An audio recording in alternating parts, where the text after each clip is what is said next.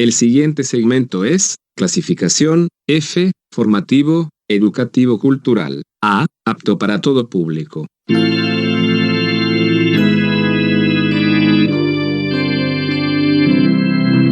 Bienvenido a Hora de Estudio Bíblico con nuestro maestro el Dr. Lehman Strauss. Este estudio es el resultado del tiempo personal con el Señor, el ministerio pastoral y la experiencia en conferencias bíblicas del Dr. Lehman Strauss. Él nos instruye y alienta con la enseñanza de la palabra de Dios. Ahora, el Dr. Strauss.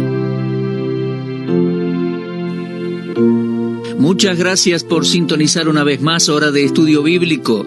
Continuamos hoy con nuestra serie sobre el día de Pentecostés y las cosas que sucedieron en aquel gran día en que nació la iglesia. Ahora, antes de considerar las Escrituras, acerquémonos a Dios en oración. Padre amado, te agradecemos por cada evidencia de tu misericordia y de tu gracia. Te agradecemos, Señor, por el privilegio de ser tus representantes por medio de este ministerio. Es una gran responsabilidad, Dios. Te agradecemos por el medio de la radio que alcanza a tantas personas, inclusive por internet. Señor, suple sus necesidades espirituales. Oramos y te pedimos que otros más puedan estar escuchando este programa hoy, para que sean bendecidos espiritualmente. Oramos por esta nación. Ayúdanos, Dios, en este tiempo de gran necesidad nacional e internacional. Oramos para que los líderes políticos se acerquen a ti por sabiduría y guía espiritual. Oramos ahora para que tomes este ministerio en esta hora particular y lo utilices de una manera muy especial, porque te lo rogamos en el nombre del Señor Jesucristo. Amén. Estamos considerando aquel famoso segundo capítulo del libro de los Hechos y hemos llegado hasta el sermón de Pedro. Este sermón tenía autoridad porque era escrituralmente correcto. Cualquier hombre que predique y enseñe la palabra de Dios, la cual es el completo consejo de la voluntad de Dios, puede ser capaz de hablar con autoridad. En este sermón, el continuo uso de las Escrituras nos instruye respecto a cómo debemos ser y cómo debe ser nuestro sermón. Me parece que ya lo he mencionado en programas anteriores. Cada vez que tengo una oportunidad para hablar a los estudiantes en un seminario o instituto bíblico, busco imprimir en ellos la importancia de llegar a ser hombres de la palabra de Dios escrita. Todos los maestros de escuelas dominicales deben ser estudiantes de la palabra de Dios. ¿Ha notado que, al examinar este sermón en particular, más de 12 de los 23 versículos son citas directas del Antiguo Testamento? Por favor, tome asiento y lea todo el capítulo 2 de Hechos y observe esa gran cantidad de referencias al Antiguo Testamento. En el tiempo presente ya no se predica de esta forma, pero el apóstol Pedro apeló a la palabra de Dios inspirada para responder a los fenómenos que estaban observando en ese momento. Él estaba predicando la palabra. Pablo encargó a Timoteo en forma solemne, en 2 Timoteo 4:2, que predique la palabra. Así debe ser, mis amigos. Y es a esto que este programa está dedicado, a la enseñanza y la predicación de la palabra de Dios. El mensaje del predicador debe proceder de su convicción de que la palabra de Dios es inspirada e infalible. Nosotros, los hombres que ministramos, debemos ser ministros de la palabra. Estoy convencido que una palabra del libro de Dios vale más que todas las joyas que provienen de los libros terrenales. Aquel mensaje del apóstol Pedro comenzó con la escritura profética demostrando que lo que realmente había sucedido era el cumplimiento de la profecía de Joel. En el mensaje de Pedro encontramos la valiente marca de la seguridad. Mientras respondía a los cargos de borrachera, lo hacía con estas palabras. Hechos 2, 16 y 17. Él dijo, esto es lo dicho por el profeta Joel, y en los postreros días, dice Dios, derramaré de mi espíritu sobre toda carne. La habilidad, la sabiduría y la valentía del apóstol Pedro era una señal segura de que algo muy importante había sucedido. Esta no fue la simple elocuencia de un hombre. Solo el Espíritu de Dios podía poseer la mente de Pedro para que interpretara esta profecía apocalíptica, podríamos decir, de aquel profeta hebreo, la profecía de la venida del Espíritu Santo y todo su alcance. El pasaje que Pedro citó e interpretó está en Joel 2, 28 al 32, y declaraba, muchos siglos antes de Pentecostés, que Dios un día derramaría y derramará su Espíritu sobre toda carne. La multitud sorprendida se preguntaba, ¿pero qué significa esto? Y Pedro prosiguió sobre la base de aquella pregunta para decirles que eso era lo que el profeta Joel había declarado. Ciertamente Pentecostés no fue un accidente, marcaba el comienzo de la última dispensación antes de aquel notable día en que el sol se oscurecerá y la luna se convertirá en sangre.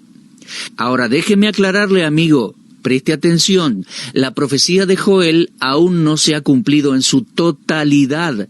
Todavía estamos en la dispensación del Espíritu, como lo predijo Joel, y aún toda carne no ha visto ni oído la palabra de Dios en el mundo, ni ha recibido el Espíritu Santo. El creyente, habitado por el Espíritu, debe avanzar predicando el Evangelio de Cristo. Ningún avivamiento en la historia de Israel había llegado a traer toda carne a Dios. Pero aquí tenemos un nuevo esfuerzo de parte de Dios para revelarse a sí mismo a la humanidad perdida. Cada persona de la Trinidad, Padre, Hijo y Espíritu Santo, se dieron a sí mismos en sucesivas dispensaciones, podríamos decirlo así, para traer de regreso a Dios a la humanidad perdida. El doctor Lehmann Strauss ve claramente al Antiguo Testamento como la dispensación del Padre. Por la revelación directa a través de los patriarcas, profetas, sacerdotes, jueces y reyes, Dios buscó traer al hombre de regreso hacia Él. Pero el hombre no quiso, el hombre no lo hizo. Luego, después de 400 años o más de silencio en la historia de la humanidad, 400 años me refiero desde Malaquías en adelante, el Padre envió al Hijo para ser el Salvador del mundo. Juan 1:11 dice que Jesús vino a los suyos, pero no lo recibieron. La dispensación del Hijo de Dios, podríamos decir que duró allí desde su cuna hasta la cruz en Jerusalén, y luego vino Pentecostés. 50 días después de la resurrección de Cristo, el Espíritu Santo se hizo presente en una forma nueva, no sobre los hombres, sino en los hombres. Y todavía está en el mundo capacitando y dando poder a los siervos del Señor para abrir la palabra de Dios ante la necesitada humanidad. El ministerio que usted está escuchando ahora, Hora de Estudio Bíblico, es un ministerio que depende del poder y la autoridad del Espíritu Santo. Créanme, queridos amigos, yo no estoy dependiendo de mi habilidad humana, porque soy muy débil e incapaz en tantas áreas que tengo que depender solamente del Espíritu de Dios para llevar el mensaje de las Escrituras y aplicarlo en los corazones del pueblo de Dios. No podemos medir la influencia de esta verdad profética en la vida de un hombre, en su carácter, en su conducta. Cuando alguien escucha los propósitos futuros de Dios revelados, es llevado a un contacto más íntimo con el Señor, porque cuando el Dios Todopoderoso da una profecía, Él nos lleva a una intimidad particular que no podríamos conocer de otra manera.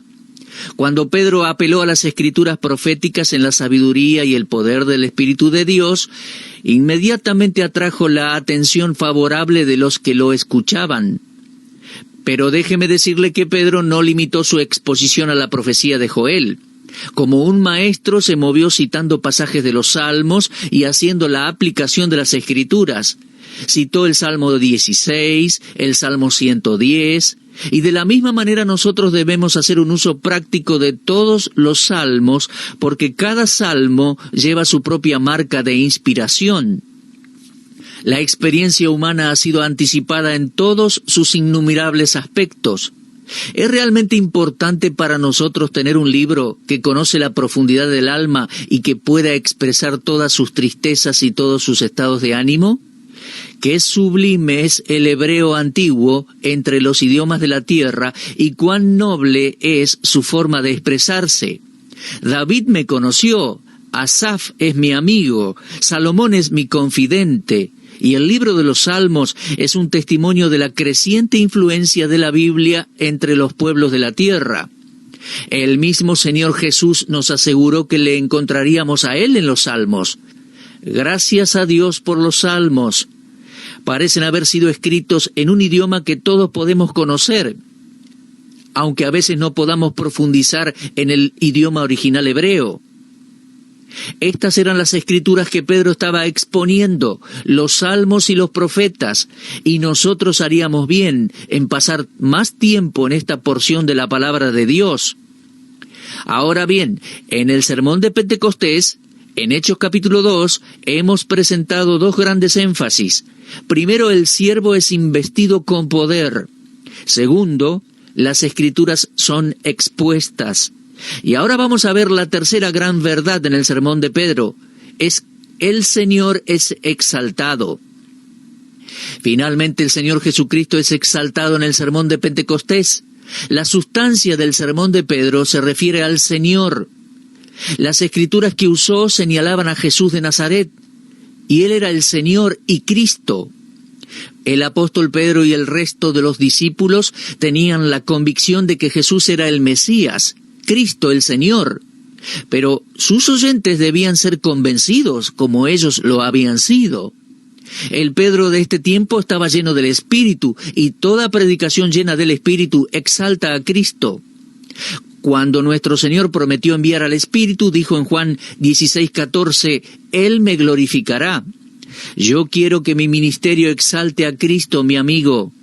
Juan el Bautista dijo que era necesario que Él menguara y que el Señor creciera. Yo debo menguar.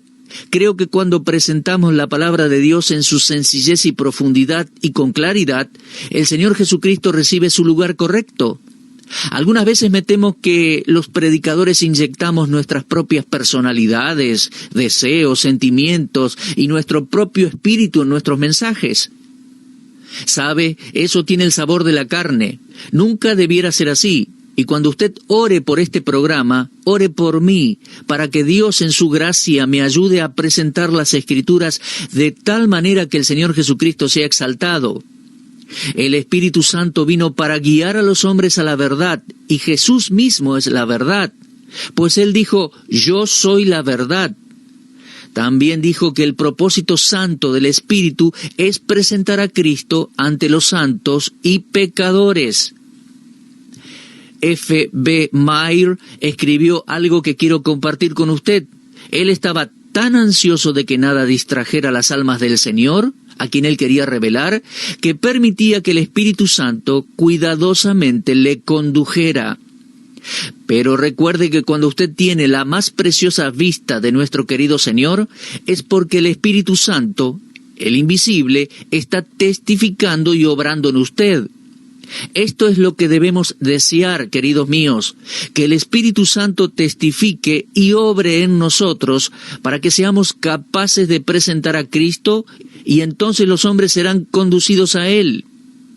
Toda revelación de la verdad de Dios debe ser expuesta para la glorificación del Señor Jesús. Esto no significa que el Hijo de Dios tenga superioridad sobre el Padre o el Espíritu Santo, sino para que los hombres puedan ver a la Trinidad.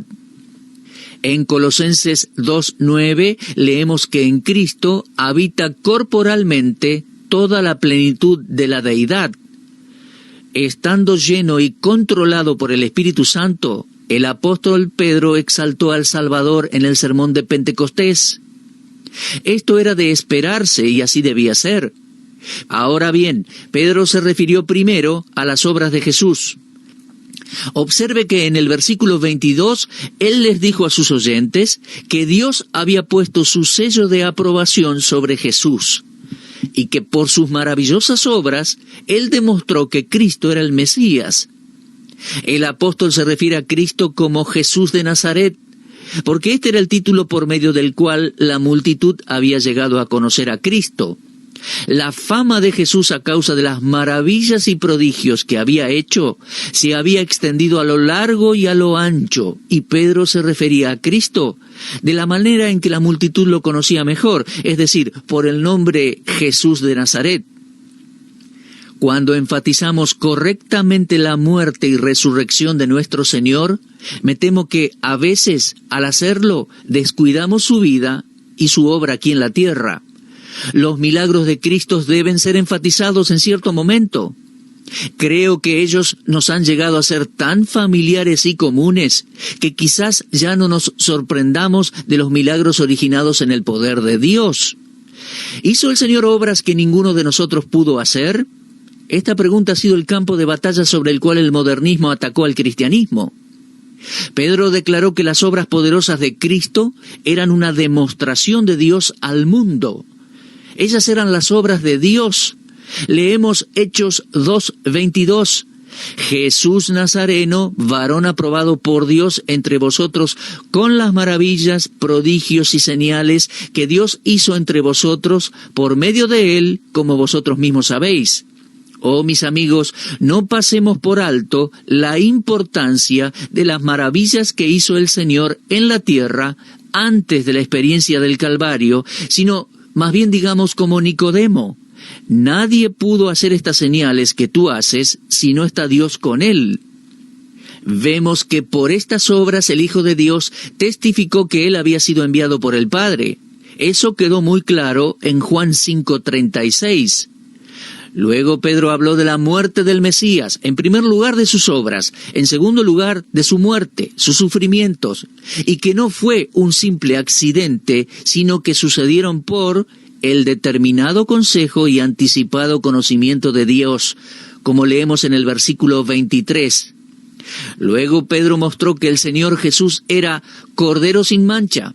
Luego, escribiendo su primera epístola, capítulo 1, versículos 19 y 20, un Cordero sin mancha y sin contaminación, ya destinado desde antes de la fundación del mundo, pero manifestado en los postreros días por amor de vosotros. El Mesías sufriente había sido completamente revelado en el Pentateuco, en las profecías de los profetas y en los Salmos, y cada detalle de su muerte fue preordenado en la eternidad. Dios estaba ofreciendo el sacrificio por los pecados, algo que ningún hombre podía hacer. En Isaías 53:10 se podía leer, y hoy leemos, Jehová quiso quebrantarlo, sujetándolo a padecimiento. De modo que podemos ver que el Padre hizo del alma de Cristo una ofrenda por los pecados. Ahora, comencemos en la cruz, que fue donde Dios comenzó, no con la brutalidad de la crucifixión, sino en las alturas infinitas y gloriosas del anticipado conocimiento de Dios. Dios el Hijo Eterno estaba allí con el Padre y con el Espíritu Santo, de acuerdo con su muerte en la cruz. Nosotros hemos nacido para vivir, pero Cristo nació para morir en la cruz. Si Jesús vino y murió, fue por el determinado consejo y anticipado conocimiento de Dios. Ahora, el apóstol Pedro en su sermón insistió en la necesidad de la resurrección de Cristo. Leamos allí en el versículo 24. Él dijo, al cual Dios levantó, suelto los dolores de la muerte, por cuanto era imposible que fuese retenido por ella. Sin dudas, el argumento del apóstol Pedro respecto a la resurrección fue efectivo con sus oyentes judíos. Él citó el Salmo 16 de David, lo leemos allí en Hechos 2:27, porque no dejarás mi alma en el Hades, ni permitirás que tu santo vea corrupción. Pero lógicamente David no podría haber dicho esto de sí mismo, porque era evidente que David había muerto, había sido sepultado, y la tumba estaba allí en Jerusalén. Pedro estaba predicando a Cristo a través de todo su sermón, enfatizando su resurrección. Y las cosas que David había escrito y que Pedro citó no eran las propias experiencias de David. Ellas profetizaban lo que nunca se podría haber cumplido en otro, excepto en el Señor Jesucristo. Entonces allí estaba predicando de Jesús de Nazaret. Y sí, él había resucitado de los muertos unas pocas semanas atrás allí en Jerusalén. Y entonces, ¿dónde estaba él ahora? ¿Dónde está él ahora? Pedro respondió esta pregunta en el versículo 33. Está a la diestra de Dios. De modo que vemos, amigos míos, que es necesario no solo creer en el nacimiento virginal de Cristo, sino también en su vida sin pecado, en su muerte voluntaria y en su resurrección corporal. Pero también debemos saber dónde está Cristo ahora y lo que Él está haciendo. En el versículo 33, Pedro dice que Él está exaltado a la diestra de Dios. David no ascendió al cielo con un cuerpo físico, pero Cristo sí lo hizo. Dios ha exaltado a su Hijo a su diestra para que toda la casa de Israel y para que cada uno de nosotros sepamos que este mismo Jesús es Señor y Cristo. En las manos de Jesús resucitado y exaltado había sido puesto el cumplimiento de la promesa del Espíritu Santo predicha por el profeta Joel, y Pedro declaró que a ello se refería lo que estaba sucediendo en aquel momento. Luego leemos en Hebreos 2:9, vemos a aquel que fue hecho un poco menor que los ángeles, a Jesús coronado de gloria y de honra. Mis queridos oyentes, es tan importante que exaltemos, prediquemos y enseñemos del Cristo vivo. ¿Dónde está Jesús ahora? Bueno, por todo el Nuevo Testamento tenemos la respuesta reiteradas veces. Él ascendió a los cielos y está a la diestra del Padre. ¿Y qué está haciendo? Bueno, está dando dones a su iglesia. Esto lo podemos leer en Efesios capítulo 4. Mis queridos amigos, la verdadera iglesia del Señor Jesucristo debe llevar un gran ministerio hasta que el Señor regrese. Miren, si Cristo no hubiera vuelto al cielo para completar su obra, la iglesia no tendría hoy poder. De acuerdo a Efesios capítulo 1, Cristo es la cabeza de su iglesia y los miembros del cuerpo no podrían trabajar con eficacia sin la autoridad, la dirección y el poder del mismo Señor soberano. Me regocijo en el hecho de que Cristo vivo hace provisión para todos los miembros de su cuerpo y hoy Él continúa dando dones. Esto es un desafío para nosotros en este día. Cuando la gente está buscando los dones llamados espirituales, es un desafío saber que el Señor está dando dones para la iglesia y para la continuidad de su obra. Leemos allí en Efesios capítulo 4, versículos 11 y 12, que Él dio dones a los hombres. Porque dice, Él mismo constituyó a unos apóstoles, a otros profetas, a otros evangelistas, a otros pastores y maestros, a fin de perfeccionar a los santos para la obra del ministerio, para la edificación del cuerpo de Cristo. Hoy tenemos algunos evangelistas maravillosos, y gracias a Dios por ellos. Cuando yo era pastor, no había muchos evangelistas en mi iglesia, porque muchos de ellos eran profesionales. Tenían cierta rutina de sermones, 6 o 7 sermones que predicaban en cada lugar donde iban, y esperaban ser tratados como príncipes, y tenían cierto precio por su ministerio. Ninguno de ellos entró a la iglesia donde yo pastoreaba, pero gracias a Dios había unos pocos evangelistas en quienes podíamos confiar, que venían a ayudar al pastor a ganar almas para Cristo, y que no demandaban recibir dinero por sus servicios. Ningún hombre que haya puesto precio a su ministerio ha predicado en las iglesias que yo he pastoreado. He estado en el ministerio por muchos años y nunca he puesto un precio por mi ministerio. Fui a iglesias pequeñas y recibí ofrendas pequeñas. Fui a iglesias grandes y también recibí ofrendas pequeñas. Fui a iglesias pequeñas y grandes y también recibí mayores ofrendas. Pero donde sea que Dios me haya enviado y lo que haya yo recibido fue siempre suficiente para mí, porque Dios conoce mis necesidades. Ahora, ¿qué está haciendo el Cristo vivo hoy? Está dando el don de evangelista a la iglesia, y gracias a Dios por los buenos evangelistas que tenemos hoy. Y como dije, todavía hay algunos evangelistas en los cuales podemos confiar, y cuyos ministerios no tienen la marca del dinero, y también tenemos algunos que ejercitan el don de pastor y maestro. ¿Cuánto agradecemos a Dios por los buenos pastores que enseñan la palabra de Dios? Ahora permítanme decirles a ustedes, pastores, que me están escuchando, ustedes tienen que ser primariamente maestros de la palabra de Dios. Esto es lo que Dios les llamó a hacer. Nosotros los ministros no debemos estar detrás de todas las tareas que se necesitan hacer en la iglesia local. Durante todos los años de mi pastorado, yo fui feliz de hacer todo lo que podía hacer para la gloria de Dios y el bien de la gente, pero mi primera responsabilidad era estudiar y enseñar la palabra de Dios.